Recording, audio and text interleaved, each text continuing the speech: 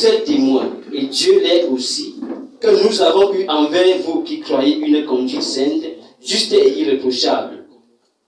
Vous savez aussi que nous avons été pour chacun de vous ce qu'un père est pour ses enfants, vous exhortant, vous consolant, vous conjurant de marcher d'une manière digne de Dieu, qui vous appelle à son royaume et à sa gloire. Verset 13.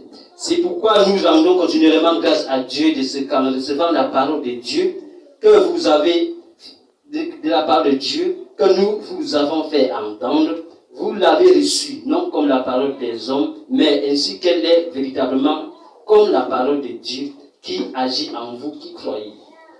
Car vous, frères, vous êtes devenus les imitateurs des églises de Dieu qui sont en Jésus-Christ dans la Judée, parce que vous aussi, vous avez souffert de la part de vos propres compatriotes les mêmes maux qu'elles ont souffert de la part des Juifs, qui ont fait mourir le Seigneur Jésus et les prophètes, qui nous ont persécutés, qui ne plaisent point à Dieu et qui sont ennemis de tous les hommes, nous empêchant de parler aux païens pour qu'ils soient sauvés, en sorte qu'ils ne cessent de mettre le comble à leur péché. Mais la colère a fini par les atteindre. Verset 17. Pour nous, frères, après avoir été quelque temps séparés de vous, de corps, mais non de cœur, nous avons eu d'autant plus ardemment le vif désir de vous voir. Aussi voulions-nous aller vers vous, du moins moi, Paul, une et même 2 fois. Mais Satan nous en a empêchés. Quelle est en effet notre espérance, ou notre joie, ou notre couronne de gloire? N'est-ce pas vous aussi, devant notre Seigneur Jésus, lors de son avènement? Oui, vous êtes notre gloire et notre joie. Amen. Amen. Venons au verset 1. Le verset 1 qui dit, vous savez vous-même, frères, que notre arrivée chez vous n'a pas été sans résultat. L'apôtre Paul dit que leur arrivée à Thessalonique n'a pas été sans résultat. Et lorsque nous regardons le chapitre 1, qu'on a étudié la dernière fois, nous voyons les résultats. Regarde le verset 2 et le verset 3. Donc on sort au verset 2. Où il disait, nous rendons continuellement grâce à Dieu pour vous tous, faisant mention de vous dans nos prières, nous rappelant sans cesse l'œuvre de votre foi. Ici, l'évangile avait produit un résultat dans la vie des chrétiens de Thessalonique. Donc, ils avaient leur foi avec des œuvres. Comme on dit, la foi sans œuvre est morte. Donc, ça, c'est le résultat, le travail de leur amour. Donc, il y avait quelque chose dans leur vie qui démontrait que non, ces fidèles-là avaient de l'amour les uns pour les autres. Et aussi, il parle aussi de la fermeté de votre espérance. Donc, le résultat, c'est qu'ils étaient fermes dans la foi en Christ. Donc, ça, c'était le résultat au niveau individuel, au niveau des croyants de Thessalonique.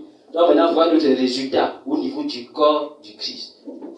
1 Thessaloniciens 1, verset 7, qu'on avait vu, verset 7 et 9. Le résultat dont il l'apôtre parle, versets 7 et 9. Il dit, en sorte que vous êtes devenus un modèle pour tous les croyants de la Macédoine et de la Caïe. Donc, ça veut dire que lorsque les apôtres avaient annoncé l'évangile dans la vie de Thessalonique, ces apôtres-là avaient une certaine façon de se conduire avec Dieu. Ils étaient enseignes que dans tout le pays, dans toute la Macédoine, dans tous ces pays-là, tous les autres croyants les prenaient pour modèle, pour avoir une conduite agréable à Dieu. Donc ça, c'est aussi un autre résultat. Ça veut dire dans tous ces pays-là, leur façon de se conduire avec Dieu a amené d'autres églises à changer, à être véritablement des églises qui plaisent à Dieu. Mais le verset 9, le résultat dont il parle. Car on raconte à notre sujet quel accès nous avons eu auprès de vous. Quel accès nous avons eu auprès de vous. Et comment vous vous êtes convertis à Dieu en abandonnant les idoles pour servir le Dieu vivant et vrai. Mais Dieu, on raconte à l'autre sujet. Nous avons dit que ce n'était plus des idolâtres. C'était plus les gens qui adoraient des faux dieux. Donc, l'évangile qu'on avait annoncé, c'est un vrai résultat. Ce n'était plus les mondains, ils n'étaient plus tantôt dans toutes la tradition, tantôt dans l'église. Et un autre résultat, donc maintenant sur le plan, un autre résultat, que nous allons voir. C'est 1 Thessaloniciens. Au niveau de leur environnement, de l'environnement des croyants, le verset 8. Dans nos résultats, dans leur environnement. On a vu qu'il y avait un changement dans leur vie, dans leur façon personnelle. Leur vie était transformée dans leur façon de vivre. Le deuxième résultat, c'était au niveau du corps du Christ. Et maintenant, le résultat au niveau de l'environnement, de leur environnement, 1 Thessaloniciens chapitre 1, verset 9, qui dit, verset 8, pardon, dit, non seulement, en effet, la parole du Seigneur a retenti de chez vous, dans la Macédoine et dans la Caïe, mais encore votre foi en Dieu s'est fait connaître en tout lieu, de telle manière que nous n'avons pas besoin d'en parler. Donc partout on parlait de la foi, non seulement dans leur pays, mais encore même dans les pays environnants. Comme les pays qui environnaient la Macédoine, la Serbie, l'Albanie, la Bulgarie, la Grèce. Donc tous ces pays-là avaient été touchés. Donc on dit qu'on parlait de leur foi à cause de la façon de conduire des chrétiens de l'église de Thessalonique. Bon, alors donc, cette question est posée. Donc, depuis que tu suis les enseignements à Sindek-Emia, quel résultat cela a-t-il produit dans ta vie, de façon personnelle, comme c'est le cas avec les autres? Donc, nous sommes à notre niveau maintenant, à toi, par rapport à toi, au niveau du corps du Christ. On a vu leur façon de vivre. Ça veut dire que ta façon de vivre peut amener un catholique, un témoin de Jéhovah, un protestant. Ta façon de vivre peut les influencer. Comme la vie des chrétiens de Thessalonique influençait les autres croyants. C'est ce que ça veut dire. Donc, ça veut dire le résultat, ton résultat au niveau du corps. Que les églises soient vraiment des églises véritables. Donc, quel changement cela a produit dans ta vie au niveau du corps de Christ et dans ton environnement? Qu'est-ce que les païens, est-ce que les païens se plaisent, on dit quoi, à pécher? Quand les païens sont avec toi, est-ce qu'ils sont tranquilles, est-ce qu'ils sont à l'aise? À l'école, est-ce que ta façon de faire les emplois à tricher, où chaque personne ne peut essayer de. Peut-être déjà où tu es à l'école, bon, on fait le concours, on est en train de faire un concours, l'enseignant il essaie d'écrire au tableau et il efface. Bon, après, quand même, tu ramasses, tu dis non, c'est l'enseignant qui a fait. Donc, déjà, si tu avais cette attitude, tu ne peux pas influencer ton environnement. Ça veut dire les chrétiens de Thessalonique ne se comportaient pas comme ça, ils ne jouaient pas avec le péché. Donc, la question, il faut répondre à la question. Donc, depuis que tu suis les enseignements à Sindek-Emia, quel changement cela a-t-il produit dans ta vie, au niveau du corps et au niveau de ton environnement? Et si tu es nouveau ou nouvelle, la disposition de ton cœur te permettait d'être à l'image des chrétiens de Thessalonique dans l'avenir, où ton cœur est tout simplement le long du chemin. Puisque le Seigneur dit que, on a vu dans le livre de Luc chapitre 8, le Seigneur parlait du long du chemin. Que le long du chemin représente ceux-là qui reçoivent la parole et ne la comprennent pas. Le malin vient et l'enlever. Maintenant, si tu es en train de parler du vol ou de la fornication et tu commences à raisonner, ça veut dire la parole là qui est venue, puisque la parole de Dieu vient à nous, pour que la parole de Dieu puisse produire en nous le nouvel homme. Il faut que des mentalités du vieil homme puissent sortir. Ça veut dire qu'on a parlé du vol, aujourd'hui je me détourne du vol. Mais quand tu laisses ça, on dit Satan va venir donc enlever, Satan va encore te montrer qu'il faut regarder même, je connais même un tel pasteur qui est dans, peut-être, il va te dire qu'il est peut-être dans l'adultère. Je connais des chrétiens qui chantent et qui est il va essayer de te montrer des choses. Donc quand Satan vient voler, il te présente des choses qui vont rendre davantage incrédule. Et nous avançons. Vous savez, frère, quel autre va arriver si vous n'avez pas été sans résultat. Donc là, on était au niveau du résultat. Verset 2. Après avoir souffert et reçu des outrages à Philippe, comme vous le savez, nous avons pris de l'assurance à notre Dieu pour vous annoncer l'évangile de Dieu au milieu des biens des combats. Nous disons reçu des outrages à Philippe. Regardons un peu Actes chapitre 16. Actes chapitre 16, à partir du verset 22. Actes chapitre 16, à partir du verset 22. Il dit, la foule se souleva. Ici, c'est parce que l'apôtre avait chassé un démon dans la vie d'une femme. Et Satan s'est fâché en agissant au travers de son peuple. Il dit, donc la foule se souleva aussi contre eux, et les prêteurs, ayant fait arracher leurs vêtements, ordonnaient qu'on les batte de verge Après qu'on les eut chargés des coups, il les jetait en prison en recommandant au geôlier de les garder seulement. Donc il les a battus de coups, de les garder seulement. Le geôlier ayant reçu cet ordre, les jeta dans la prison intérieure et leur mit les ceps aux pieds. Donc les gens qui ne pouvaient même pas marcher.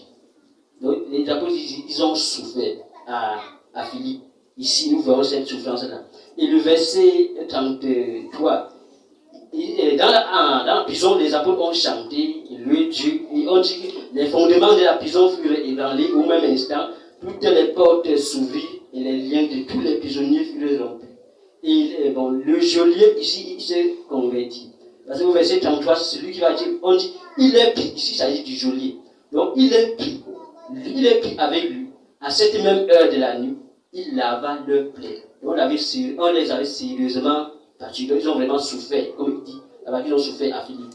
Et aussitôt, il fut baptisé, lui et tous les siens. Donc il dit qu'ils ont souffert à Philippe. Après avoir souffert et reçu des outrages, les outrages à Philippe, après les outrages à Philippe, ils ont suivi les outrages à Philippe.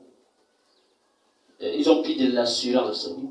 Après avoir souffert et reçu des outrages à Philippe, comme vous le savez. Donc, comme vous le savez. Ça veut dire que lorsqu'ils sont arrivés à Thessalonique, les Thessaloniques, en les voyant, donc, se sont rendus compte ont constaté que l'évangile qui annonçait, ça mettait leur vie en péril. Donc, il dit, comme vous le savez. Donc, ils savaient que l'évangile qu'il annonçait, ce n'était pas non facile. Et maintenant, quand ce n'était pas facile, pourquoi n'ont-ils pas annoncé? Puisque la parole dit que, il nous est seulement, nous devons non seulement croire en lui, il nous a été donné non seulement de croire en lui, mais aussi de souffrir pour lui. Et ils n'ont pas aussi renoncé parce que la leçon que nous pouvons tirer là-bas, c'est que les apôtres, nous devons comprendre que face à certaines difficultés, ils ne devons pas renoncer d'aller vers le but. Ils savaient que Dieu les attendait en Macédoine. Si regardons, après avoir souffert et reçu des outrages, comme vous le savez, nous avions pris de l'assurance en notre Dieu. Là, ici, c'est comme dans la confiance, comme l'assurance dit, donc c'est une confiance, il y avait cette confiance-là en Dieu. Vous savez, ce qui fait que même dans cette situation difficile, dans la douleur, ils savaient que Dieu ne les attendait pas là où ils étaient en train de souffrir, mais à aller annoncer l'évangile là où il les attendait. Si nous retournons à Actes chapitre 16, il dit ici que pendant la nuit, Paul eut reçu une vision. Un Macédonien lui disait, passe en Macédoine, c'est pour nous. Et ils ont conclu que Dieu les attendait en Macédoine. Donc ils n'ont pas renoncé à ça parce qu'ils savaient clairement que Dieu leur avait parlé. Donc ici, avec leur attitude, nous comprenons que donc ils ont pris l'assurance à leur Dieu. Donc ça veut dire quoi? Face à certaines difficultés, face à une situation, si Dieu m'a parlé, ça veut dire que je dois rester ferme, ne pas avoir les regards fixés sur les difficultés qui risquent de me faire rentrer en arrière. Mais je dois plutôt avoir les regards fixés vers le but. Donc pour ne pas renoncer. Oui. Donc ce qui les fortifie aussi davantage, c'est qu'ils savaient clairement que c'est Dieu qui leur avait parlé quand ils étaient de l'autre côté. Donc ils savaient que c'est Dieu qui leur avait dit d'aller en Macédoine. Mais ils ont rencontré des difficultés. Et bon, il y a un serviteur de Dieu qui disait que un jour, il y a une année, il est dans sa maison. Il dit que tout ce qu'il avait comme nourriture, c'était juste un petit riz, comme ça. Donc à préparer, il dit que même du tout préparé, il n'y en avait pas. Il avait de l'argent à la banque. Il a pris la résolution d'aller à la banque prendre de l'argent. Maintenant, le Saint-Esprit lui a dit de ne pas toucher, de laisser l'argent là, à la banque, de ne pas toucher. Il dit, Seigneur, tout est fini, alors je n'ai qu'un petit riz, je vais alors faire comment? Il dit, même lui, il n'en a pas.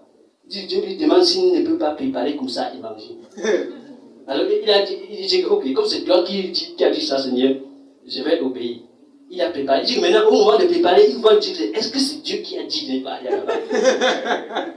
Bon, et maintenant, comme il savait, il dit qu'au plus profond, il savait que c'est Dieu qui avait dit. Donc, il savait clairement que c'est Dieu qui avait dit. Mais il y avait une voix qui lui disait, est-ce que c'est Dieu qui t'a dit de ne pas aller à la banque? Mais il dit qu'il savait tellement que c'est Dieu. Donc, plus profond de son cœur. Il dit qu'il a préparé le riz là comme ça. Ça veut dire que quelqu'un qui avait mangé le riz blanc. Il a mangé ça comme ça. Après avoir fini, quand c'est fini, il n'y avait plus rien à la maison. Là où il y a une femme qui venait à Yaoundé. Et maintenant, Dieu avait donc dit à cette sœur-là, quand elle arrive à Yaoundé, elle part voir cette pasteur-là. Elle part avec, elle dit donc ce qu'il va acheter. Et elle dit que, quand elle arrive, elle dit que, frère, voici ce que Dieu m'a mis à cœur de te donner quand c'est à Yaoundé. Elle lui a donné cela, elle a donné de l'argent. Il a dit, Dieu. Et ça veut dire quoi? Donc il savait que, clairement, que c'est Dieu qui lui avait dit de ne payer pas, de ne pas aller à la banque toucher de l'argent. Il ne paye pas le riz, seulement avec le sel. Comme ça, il mangeait. Donc, c'est ce que nous comprenons ici. Donc, ils ont pris de l'assurance en Dieu pour vous annoncer l'évangile. Donc, malgré les difficultés, ils savaient que c'est Dieu qui leur avait parlé. Ils savaient que Dieu les attendait à Macédoine. Il dit donc, au milieu des biens des combats. Au milieu des biens des combats. Les combats, c'est quoi? Les combats, c'est comme si nous avons une bataille, lutte. Dans une autre définition, le combat, c'est encore une action par laquelle on attaque et l'on se défend. Et maintenant, le Seigneur, il dit, voici, je vous envoie comme des brebis au milieu des loups. Donc, l'évangélisation est un combat qu'on livre. Et maintenant, on dit, on attaque et on se défend. Donc, on attaque à la prière du jeune et on part sur le terrain. Maintenant, il y a aussi une autre chose que nous devons savoir.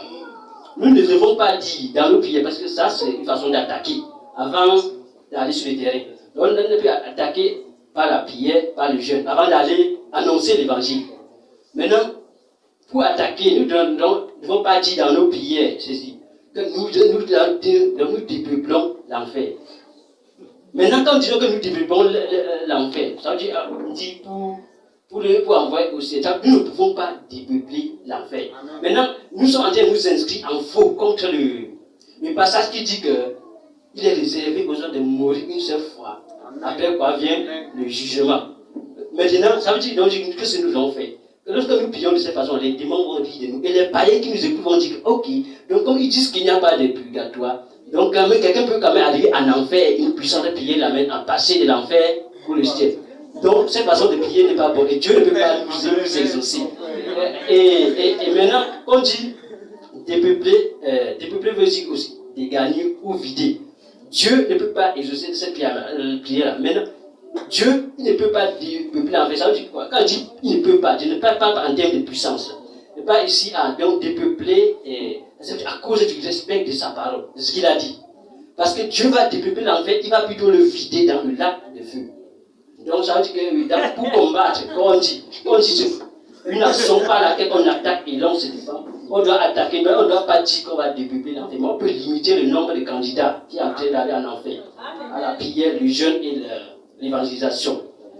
Donc quand on dit donc Dieu, il ne peut pas le faire, puisque sa parole va dire ceci, Psaume 14, verset 15. Aussi, il est réservé aux hommes de mourir une seule fois, c'est Hébreux 9, verset 27. Il est réservé aux hommes de mourir une seule fois. Après quoi vient le jugement. Et Psaume 95, verset 15 dit ceci, 94, verset 15 dit ceci. Car le jugement sera conforme à la justice, et tous ceux dont le cœur est droit l'approuveront. Ça veut dire quand Dieu va les jeter en enfer, le grand jour, même les justes vont dire que c'est ce qu'ils méritent. Mais si Dieu fait passer les gens de l'enfer pour le ciel, on dit que ceux qui ont le cœur droit, ils ne peuvent plus approuver. Ça veut dire ceux qui ont accepté Jésus, ils ont pris la résolution de marcher selon ses commandements. Le jour-là, ils vont dire que c'est ce qu'ils méritent. Et ceux qui ont marché dans la sainteté savent qu'ils partent au ciel. Lorsqu'ils vont savoir, Dieu ne peut pas faire le contraire. C'est-à-dire, le verset, dans le combat, nous sommes au niveau du combat. Ok. Donc l'évangile est un combat entre deux camps. Dans le camp du diable et le camp de Dieu. La Satan, il travaille, il va dire pourquoi il a certaines personnes aveugles, certaines personnes sont sourdes, et qui ne vient pas de Dieu, qui est plutôt qui est plutôt la manifestation des démons. Donc, un pasteur avait dit qu'un jour, il annonçait l'évangile. il a vu 3 jeunes gens. Il a dit à ces jeunes gens, il a demandé s'ils pouvaient lui permettre de leur parler de Jésus. 2 ont refusé, ils sont partis. Le 3e est resté. Il lui a accordé son attention. Il a dit qu'il lui a maintenant montré comment l'homme sans Christ était perdu. Montrant comment il était en route pour l'enfer. En lui montrant la possibilité de se réconcilier avec Dieu à travers ce que le Seigneur Jésus a fait sur la croix. Donc, il a compris cela. On dit qu'il a compris qu'il s'est au moment où il s'est mis à genoux pour confesser ses péchés et recevoir le Seigneur Jésus. Ces 2 amis-là sont venus en courant. Quand il était déjà à genoux pour confesser, ils sont venus l'arrêter de force, ils sont partis avec lui. Donc ça nous fait comprendre que c'est vraiment une bataille, comme l'apôtre Paul dit, au milieu des biens des combats. C'est pas fait. Donc, on doit beaucoup piller. Donc, verset 3 dit, car notre prédication ne repose ni sur l'erreur, car notre prédication ne repose ni sur l'erreur.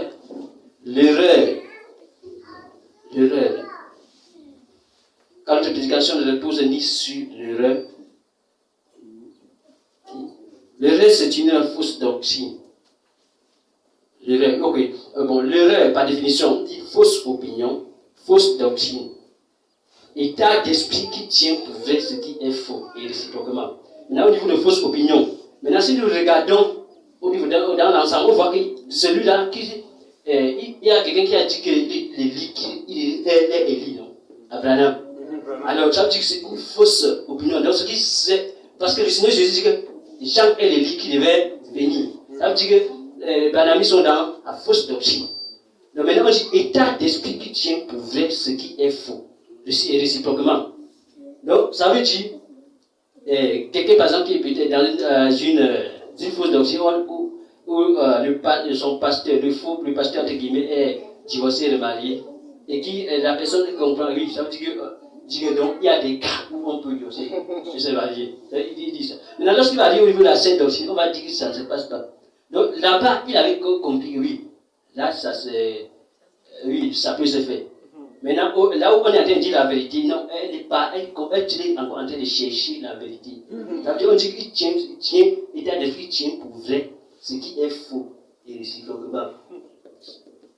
Notre définition.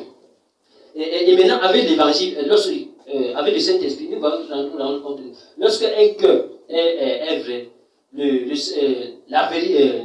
ne peut pas régner dans cet esprit-là. Parce que le Saint-Esprit, parfois, tu peux dire quelque chose qui passe ça. Parfois, il te réclame. Ça, mais s'il ne te fait pas remarquer, après, il peut te faire remarquer pour que tu rejettes très vite cela. Donc, gloire soit dans cet esprit.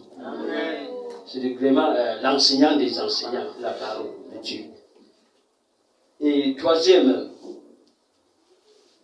verset. On lui dit ni sur l'erreur, ni sur des motifs impurs. On voit motifs impurs. Ni sur l'erreur, ni sur des motifs impurs.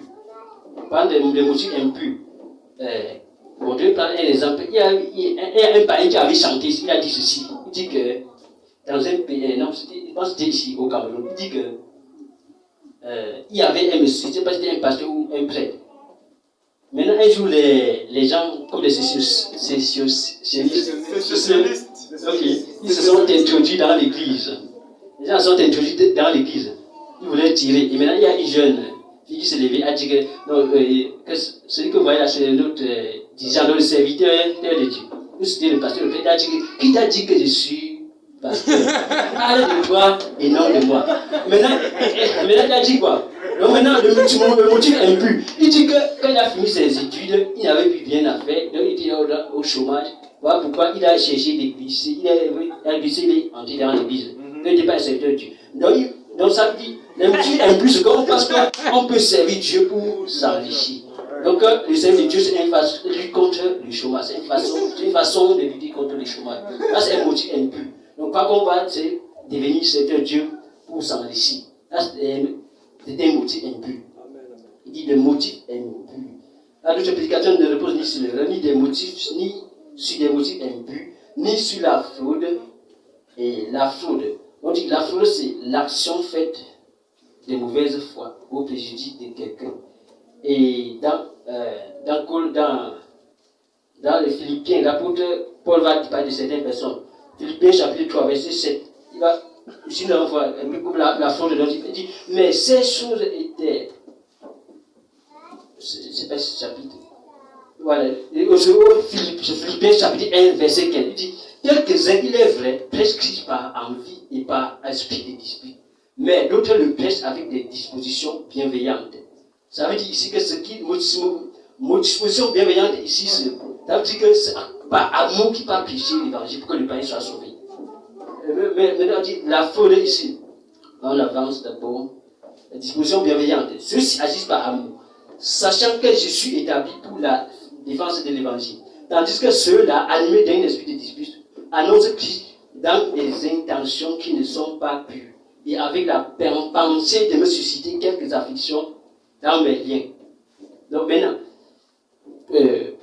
il dit notre évangile n'est ni sur la fraude, ni sur des motifs impurs, ni sur la fraude. Par exemple, aussi, dans ce ministère-ci, une personne, bon, si un jour, bon, ça, par exemple, le pasteur envoie quelqu'un comme ça à l'extrême nord, là, peut-être pour diriger une église. Alors, le pasteur ici sait que, bon, là-bas, il va faire exactement ce qui se passe ici. Ça veut dire de produire la même chose qui se passe ici. Maintenant, continue sur la faute. Ça veut dire que la personne là-bas, si c'était un frère, si c'était un frère qui n'était pas d'accord, lorsqu'il est un frère, peut-être il n'est pas d'accord avec, il voit que non, il faut même 2 offrandes, même 3. Voilà. Ça veut dire que là-bas, il ne serait pas en train de faire la production exacte de ce que le pasteur attend. Ça veut dire qu'on va se rendre compte que ce qu'il fait là-bas, ce n'est pas vraiment ce qu'on a fait ici pour obtenir le résultat qu'on a. Donc quelqu'un qui là-bas, ça veut dire quand il était ici, il y a certaines choses qui n'étaient pas, avec lesquelles il n'était pas d'accord. Et la personne va aller faire le contraire. Donc là, c'est la foule. Il dit, pour plaire, mais puisque, verset 4, mais puisque Dieu nous a jugés dignes de nous confier l'évangile, nous parlons non comme pour plaire à des hommes, mais pour plaire à Dieu. Là, lorsqu'il dit Dieu les a jugés dignes, Dieu les a jugés dignes. Ici, c'est bon, un peu, il y a l'autre version, puisque la version Martin dit, et il dit non comme pour plaire à des hommes, et il dit que Dieu les a jugés dignes. Ok, le Seigneur Jésus va encore dire que ce n'est pas vous qui m'avez choisi, mais c'est moi qui vous ai choisi. Je vous ai envoyé. Et donc, je vous ai établi, parce qu'il dit, afin que vous alliez et que vous portiez du fruit. Ok, maintenant, ça veut donc dire qu'il dit que Dieu, c'est Dieu, donc, mais puisque Dieu nous a jugé de nous confier l'évangile, ça veut dire que Dieu voyait dans leur cœur que ce sont des personnes qui vont aller faire exactement ce que Dieu attend d'eux. Parce que quand il dit que ce n'est pas vous qui m'avez choisi, ça veut donc dire quoi? Au milieu, c'était des personnes qui, au milieu de ceux avec qui Dieu les a envoyés, ils devaient aussi faire un choix. Ça veut donc dire que quand Dieu nous appelle à faire quelque chose, Dieu nous appelle, il nous envoie vers les païens. Au milieu des païens, nous avons aussi un choix à faire.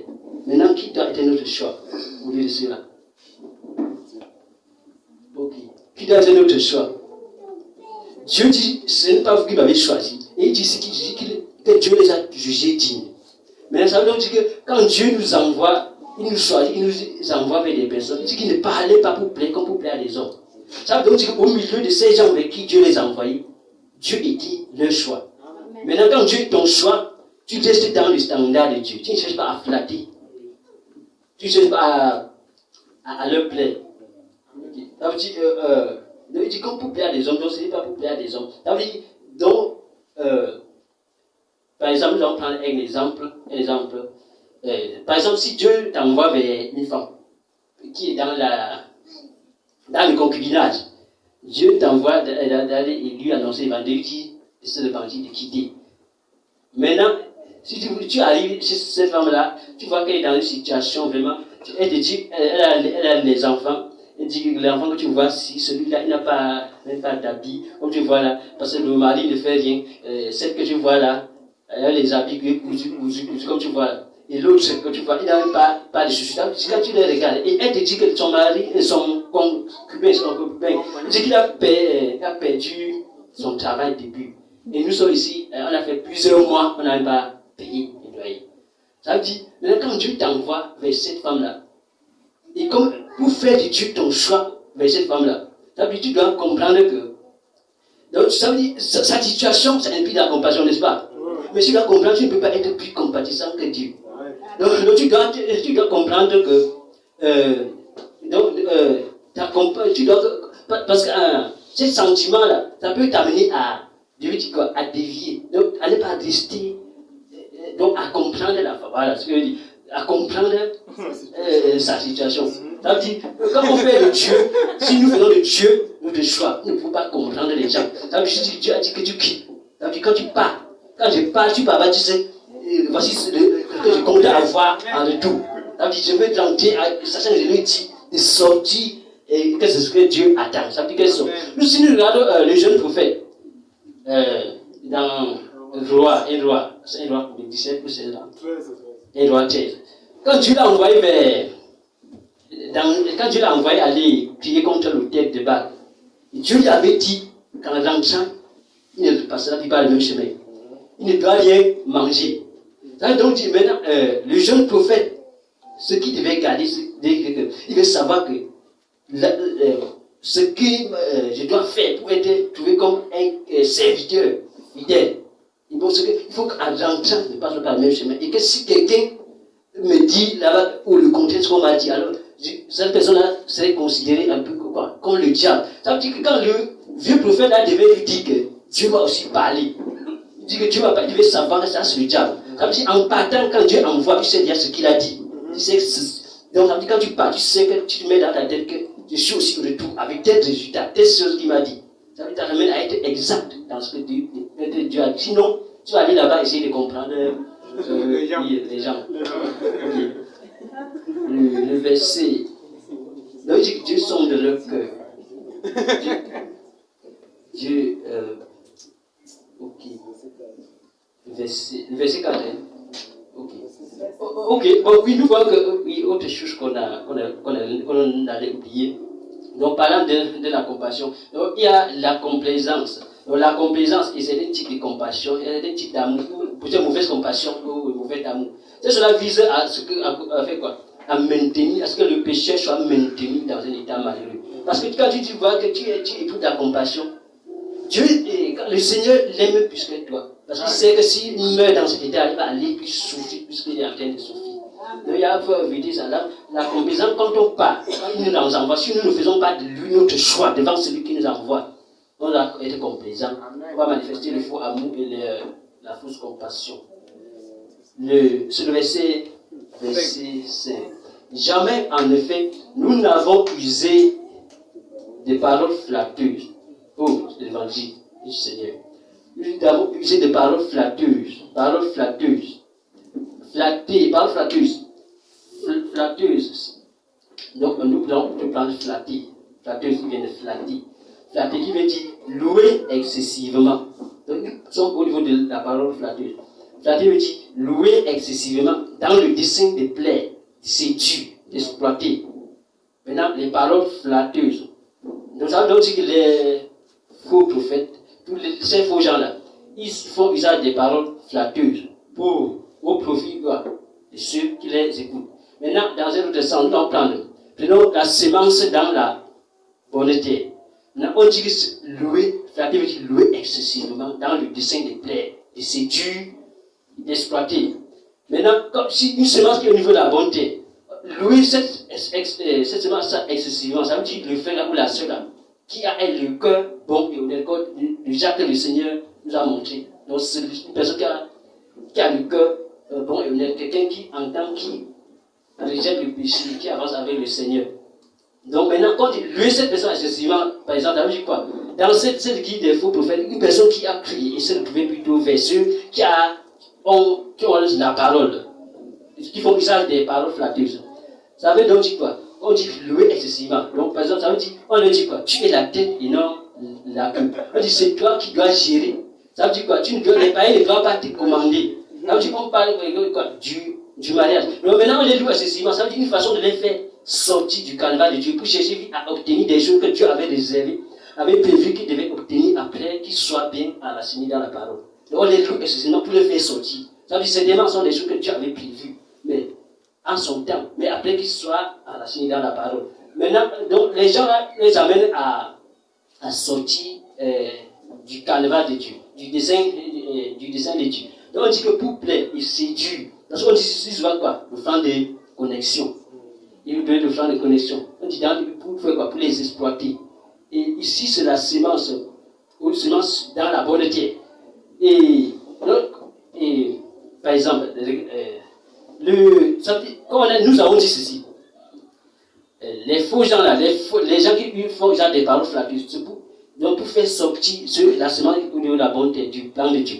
Ça veut donc dire que ils peuvent dire des choses que peut-être Dieu avait prévues. Mais là-bas, ils vont te faire obéir ça, mais ça ne doit pas être selon le cœur de Dieu. Parce que regardons un peu dans, je pris le passage là, les enfants d'Israël avaient demandé à Dieu un roi. Ok. Donc ils étaient dans un état de communion qui n'était pas agréable à Dieu. Donc ils ont été en communion avec Dieu, mais la communion n'était pas vraiment bonne. Maintenant, ils ont demandé à Dieu un roi. Maintenant, Dieu leur a donné un roi qui n'était pas selon son cœur. Donc ça veut dire que dans ces milieux-là où on fait des paroles flatteuses, vous allez voyager, vous allez vous marier, venez. Donc dans ces milieux-là, tu peux obtenir un travail qui n'est pas selon le cœur de Dieu. Tu peux obtenir un mari ou une femme qui n'est pas selon le cœur de Dieu. Bon, Dieu avait bien raisonné, il dit qu'il va te donner ça. Mais là-bas, ils sont en train de faire précipiter le plan de Dieu pour toi. Donc que tu aies que cette chose sans être dans le plan de Dieu. Maintenant, si nous regardons encore, la semence tombée, la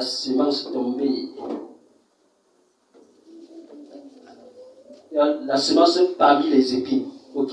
Lorsqu'on dit louer donc excessivement, donc une semence tombée parmi les épines, nous sommes au niveau des paroles flatteuses. On dit que flatter, c'est louer excessivement.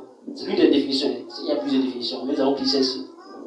Donc, louer excessivement, une semence parmi les épines. Et le Seigneur Jésus dit que ceux qui ont reçu la parole parmi les épines, il dit, sont ceux-là qui écoutent la parole. Mais en qui les soucis du siècle et la séduction des richesses étouffent la parole et l'empêchent de porter du fruit. Bon, maintenant, ici on dit excessivement. Donc, ça veut dire que là-bas, on peut dire, ces gens qui font des paroles flatteuses, tu ne devais plus être là où tu es actuellement. Peut-être que tu as touché les millions. Ils vont te dire tes amis. Les amis ont déjà construit des villas. Tes amis voyagent, ils font des affaires. Et toi, et maintenant, quand ils vont dire ça, quelqu'un qui a le cœur épineux, s'il avait un terrain, il va chercher à avoir un terrain pour se connecter, pour voyager. Donc, maintenant, et l'apôtre Paul nous a dit quelque chose. Dans Philippiens chapitre 3, verset 13 à 14. Philippiens, regardez un peu Philippiens chapitre 3, verset nous allons voir quelque chose par rapport au cœur épineux. Philippiens chapitre 3, verset 13 à 14 dit ceci. Verset 13 à 14, il dit, frère, j'ai été saisi par Jésus-Christ. Dit, frère, je ne pense pas l'avoir saisi, mais je fais une chose, oubliant ce qui est en arrière et me portant vers ce qui est en avant. Je cours vers le but pour remporter le prix de la vocation céleste de Dieu en Jésus-Christ. Donc l'apôtre Paul ici dit, je ne pense pas l'avoir saisi, mais je fais une chose. Ça veut dire, il dit, je fais une chose, oubliant ce qui est en arrière. Maintenant, en Christ, le monde est démodé et on court vers le but, vers l'éternité. Mais maintenant, avec ceux qui ont reçu la parole dans les cœurs épineux, pour les cœurs épineux, le monde a toujours de la valeur. Bon, la parole dit, n'aimez pas le monde, ni les choses du monde. Ce qui fait que les cœurs épineux, ils courent en direction d'un pays développé, où ils vont avoir des richesses. Voilà pourquoi on dit, donnez le franc des connexions. Vous allez voyager, et ils courent après ces choses-là. Parce que leur cœur est dans ces choses-là.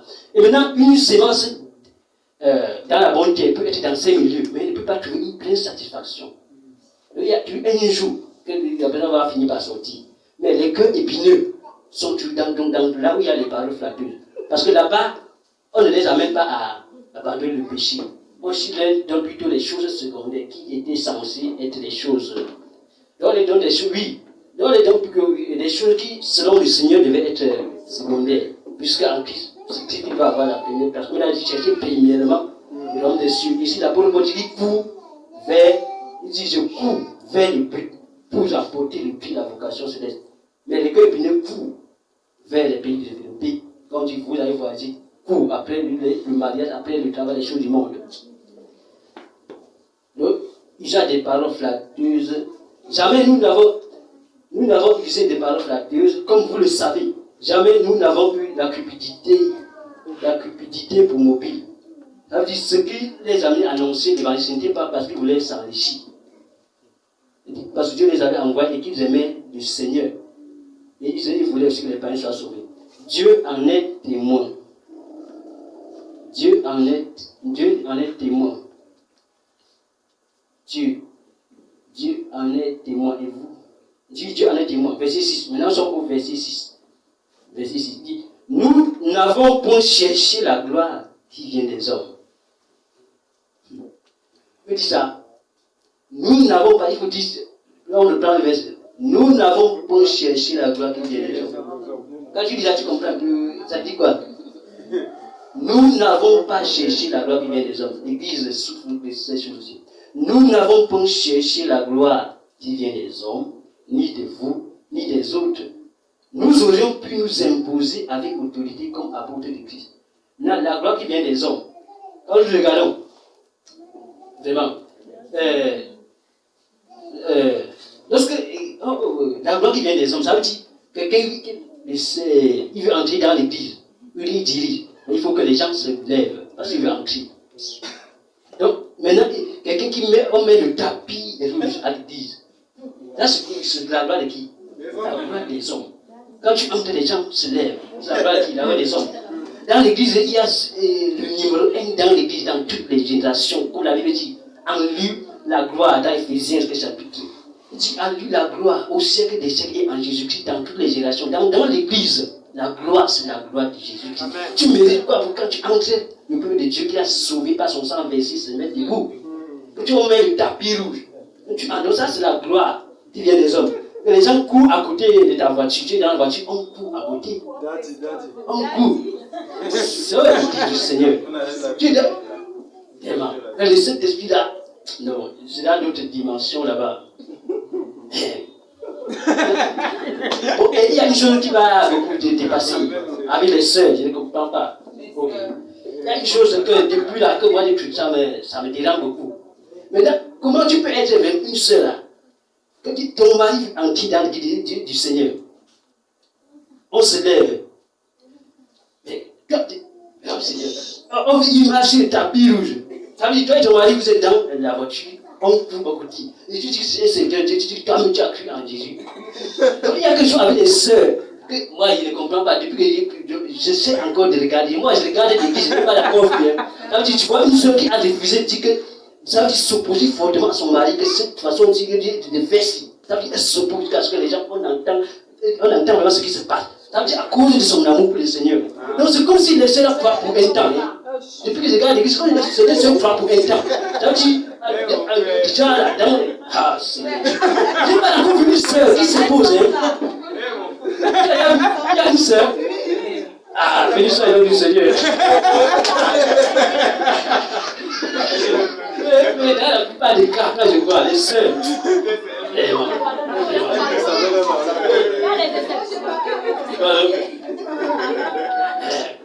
ok. Bon, maintenant, une sœur vraiment qui a cru. Une sœur qui a cru. Ok. Tu sais, dans l'église, on enseigne que tu sais que la femme ne doit pas pécher.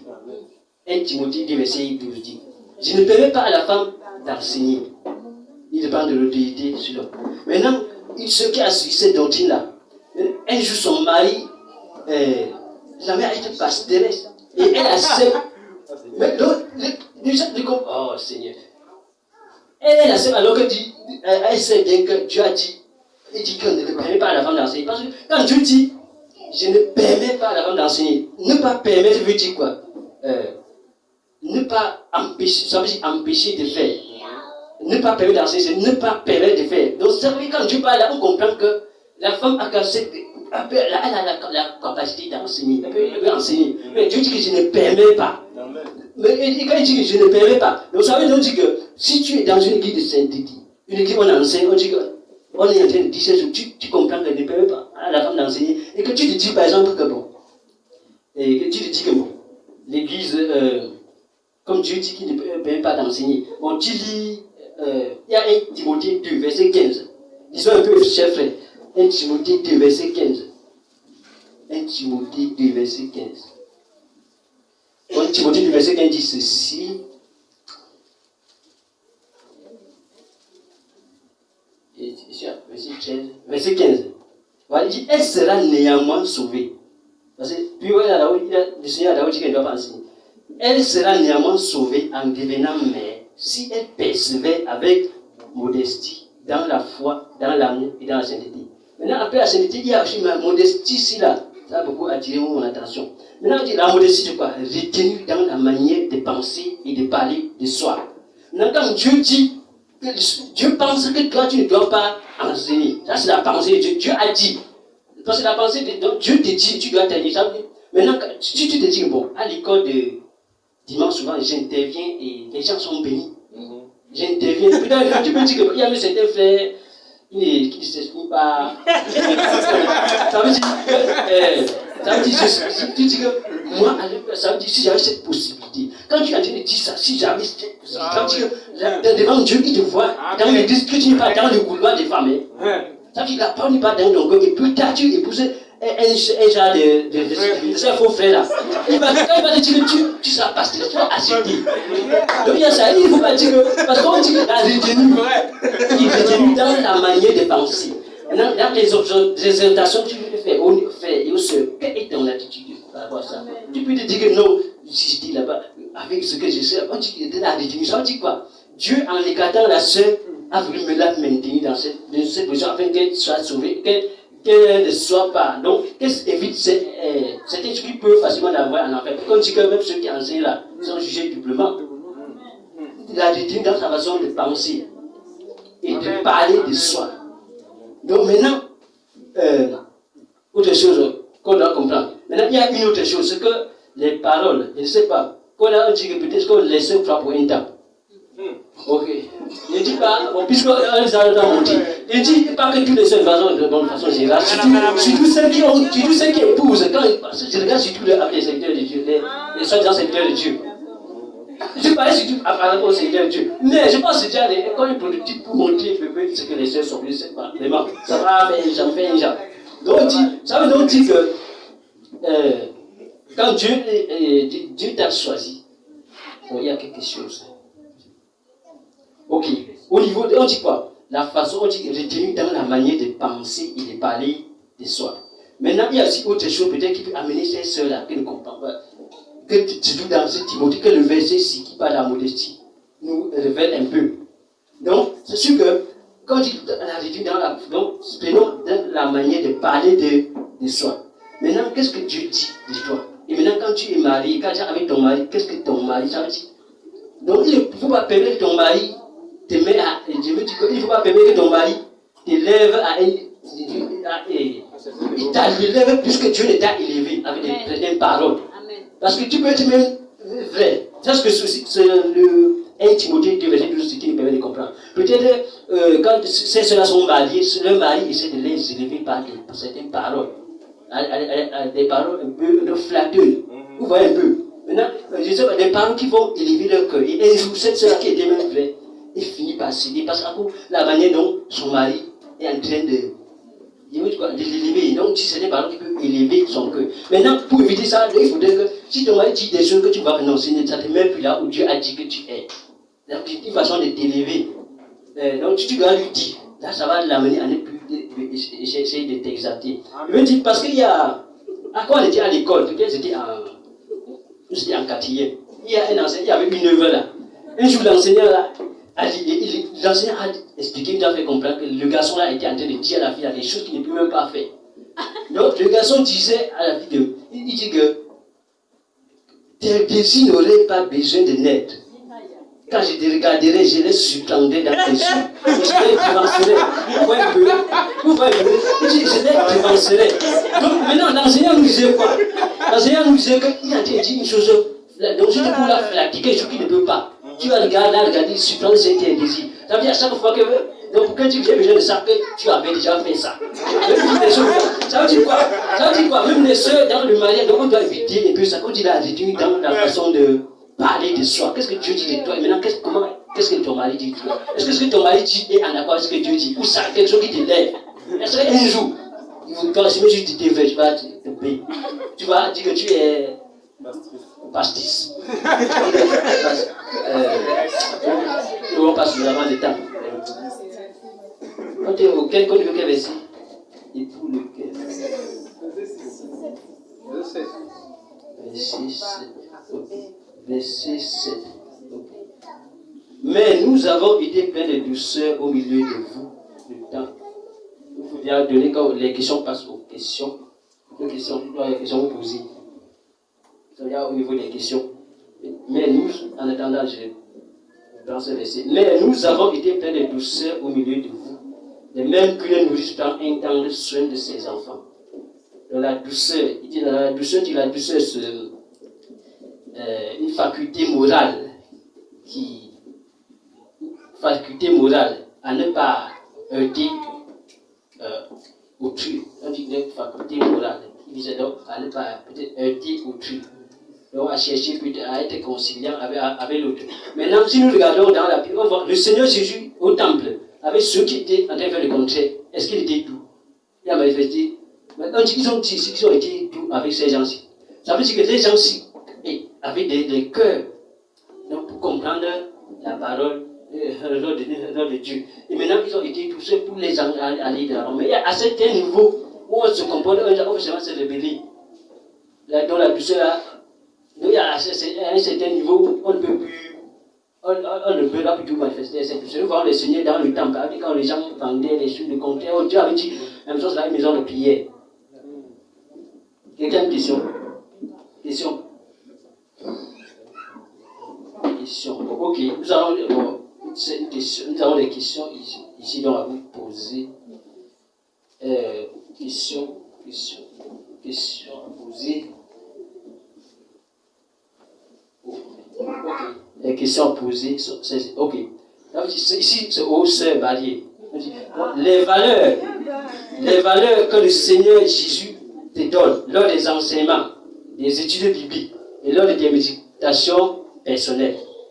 Et ce sont ces valeurs qui régissent ta marche avec Dieu.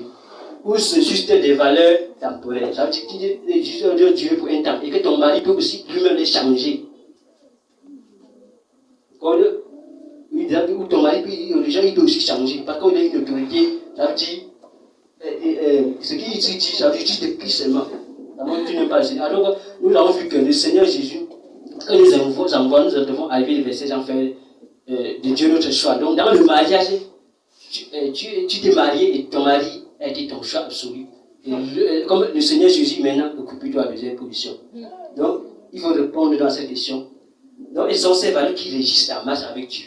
Nous sommes juste des valeurs temporelles. Maintenant, les sœurs qui ne sont pas mariées, ces valeurs, ça veut dire ce que Dieu te communique lors des enseignements, des études bibliques, des enseignements des études bibliques, des méditations personnelles. Ces valeurs sont-elles pour toi des valeurs éternelles ou c'est après ton mariage que ton mari va te donner des vraies valeurs? Parce que la situation avec ces sœurs-là, ces gens-là, quand elles ne prennent pas une position pour dire non, ce que tu fais là, je refuse ça dans la maison de Dieu, pour dire, défendre, que ce que le mari fait n'est pas bien. Donc, est-ce que c'est. Voilà, okay. Donc, est-ce que tu appelles ton mari, que ton mari va te donner des vraies valeurs? Maintenant, c'est au frère, ton cœur aime-tu la gloire des hommes, la célébrité, les honneurs? Est-ce que ton cœur aime ces choses-ci? Ton cœur est dans ces choses-ci. Si ton cœur est dans ces choses-ci, alors sache que le jour où si tu rencontres une sœur véritable, tu épouses une sœur véritable qui va s'opposer, qui va vraiment manifester ton amour pour Dieu, alors c'est toi qui va déclarer le divorce. Et cela va juste te montrer que cela une preuve que tu étais faux. Donc, est-ce que ton cœur aime la veine ou pas? la vaine gloire, les honneurs. Il faut qu'on te respecte, maintenant de Dieu, le nom que tu t'as l'air, tu te comptes de et que ton cœur est dans ces choses-là. Réfléchis. Il n'y a pas de question. Donc, c'est fini, papa.